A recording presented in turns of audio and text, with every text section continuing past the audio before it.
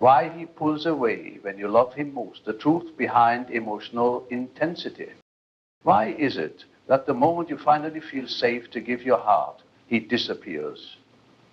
That drop in your stomach, the silence after your softness, the vanishing act after your vulnerability. You gave him the version of you that doesn't hold back, the version that chooses love anyway. Still he pulled away. It doesn't make sense, but it hurts like hell. Let's stop pretending this is just about timing, or he's just busy. You felt him leave long before he actually did. Here's the paradox you're living inside. The more you love, the more he runs. And here's the uncomfortable truth you haven't been told. Emotional intimacy can feel more threatening than rejection to someone who's never felt safe being seen. You opened your arms and he flinched, not because you were too much, but because he's never met love that didn't demand a mask. You see, Jung understood one truth about men who retreat. It's about oneself. They don't run from you, they run from the mirror you hold up. When you love a man deeply, you invite him into the light. But the light reveals the shadows he's spent a lifetime avoiding. You're not just his girl. You've become the doorway to his own unprocessed self. And that's terrifying. He's not afraid of your love. He's afraid of what it awakens in him. Because your tenderness whispers, stay, feel, heal. And his body has only ever learned hide, harden, escape. He may have never said it out loud, but somewhere inside he believes, if I let this in, I'll lose myself. Because no one ever taught him that real love doesn't erase you, it reveals you. And right now, he's not ready to be revealed. Not to you, not to himself. So he pulls away. But you're left blaming your softness for his retreat. But hear me, woman, your love did not push him away. It simply arrived before he was brave enough to receive it. Let that truth free you. Because you didn't break him. You didn't chase him. You simply shined too brightly for a man still learning to look at his own reflection. You don't need to shrink. You don't need to dim. You don't need to stop loving. You need to understand his withdrawal is not a measure of your worth. It's a mirror of his wounds. So hold your heart, not your breath. Because one day, whether it's him or someone new, someone will stand in your light and not run. Why does love feel like a burden to him, the hidden weight behind his withdrawal? What if the love you offer, the very love you meant to heal him, is the same love he quietly fears will break him? You gave more. You loved deeper. You stopped second-guessing yourself and leaned in. And just when you thought he would meet you there, he began to shrink. Calls became shorter. Eyes lost their softness. His presence felt like a ghost of what it used to be. And now, your heart whispers questions at night. Did I ask for too much? Did I scare him away by wanting something real? Let me tell you the truth. Most people, some men, don't see love as comfort. They feel it as pressure. And not because you pressured them, but because love, true, consistent, intentional love, demands a response that scares them. Show up fully or leave. You didn't beg, you didn't change, but your presence alone was a mirror.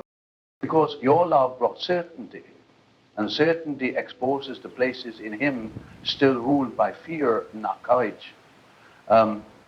You understood one truth very deep in the male psyche. The self resists evolution when the ego is still addicted to freedom without responsibility. You have to say, yes, I resist yet fully. It is within me. Yeah, men, to a man who has never had to carry emotional weight, love feels like a job description he didn't apply for. It threatens his autonomy, his control, his illusion that he can take without giving. You see the relationship as a safe place. He sees it as a demand, a silent contract. Now that you love me, I can't disappoint you. Now that I have you, I might lose you. So he pulls away, not because you overwhelm him with need, but because he equates being loved with being trapped. And no one told you that the deeper your love becomes, the more it can expose his lack of readiness to receive it. But let me be crystal clear, you did not ask for too much. You just asked the wrong man. Man who confuses connection with control. A man who interprets emotional closeness as a surrender of his freedom, when real love is the only thing that can set him free. So, to the part of you that is tempted to dim, to shrink, to be less, don't, you weren't the weight, you were the wings. He just didn't know how to fly, and one day someone will meet your love, not as pressure, but as peace. Why does he pull away when things start to feel real? The attachment wound you didn't cause. What if the moment you made him feel safest was the moment he felt most unsafe? You finally felt it click, the ease in your laughter, the way he looked at you like you were home, the softness in his voice that made your walls fall, and just as you exhaled, he vanished. Emotionally, physically, spiritually, and now you're caught in the silence, overthinking every memory, replaying every word, begging logic to explain what heartbreak already knows. But let me ask you something that no one dares to say out loud. What if he didn't pull away because he stopped feeling something, but because he started feeling everything? Because here's the hidden truth most never see. Some men are not afraid of being alone. They're afraid of being known. Jung understood one truth that unravels this pattern. When intimacy awakens the unconscious, the ego's defense is escape. To a man with avoided attachment, closeness feels like danger, not because you're dangerous, but because love threatens his illusion of self-control. He's spent his life surviving through distance, managing vulnerability like a liability, equating love with loss. So when he leaned in with consistency, safety, presence, his system screamed retreat. He doesn't even always know why he's pulling away. It's in his wiring and nervous system trained to believe. If I let you too close, you see I'm unworthy. If I depend on you, you'll leave. If I trust this, I lose myself. You were the calm, but calm is deafening to someone raised in emotional noise. You went steady, but steady feels foreign to a man who only knew love through chaos. You became the invitation, and that terrified the part of him, still married to solitude. But I want you to hear this loud and clear. You did not trigger his abandonment wound. His wound existed long before you loved him. You simply touched it with truth. And the truth is this: some people run not because the love is right, but because the love is real. And real love demands a level of surrender they've never practiced. But here's your liberation. You're not the reason he disconnected him. You were the doorway to healing he wasn't ready to walk through. So instead of shrinking into silence, stand in your clarity. His distance is not your reflection, it's his echo. And one day, someone will hold your love with open hands. Not trembling ones. Someone whose nervous system doesn't reject peace, but rests inside it. You offered connection. He chose protection. Not you. You still get to choose love. Full circle. Not back to him, back to you. But if his distance isn't about you, but about the storm inside him, the hidden war he's fighting alone. Have you ever loved a man who started pulling away just when everything seemed perfect? One moment he's fully with you, calling you his peace, looking at you like you're the reason he finally believes in something. And the next is quiet, cold, absent in all the ways that matter. You replay the last conversation like a detective. Was it something you said? Something you missed? But here's the unsettling truth that no one warns you about. Sometimes a man doesn't pull away because of something you did. He pulls away because of something he can't face inside himself. You didn't cause the fracture, you just arrived at the moment it started to crack. Jungian understood one truth that most people never see beneath the surface. When the psyche resists integration, it projects the war within onto the world outside. So if he's battling his own reflection, he might use you as the reason he can't breathe. Not because you suffocate him, but because your presence reminds him he hasn't yet become the man he wants to be.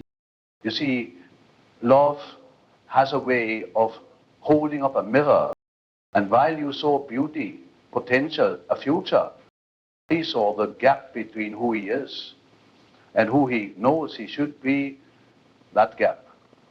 It hurts, and instead of rising into it, some men run from it.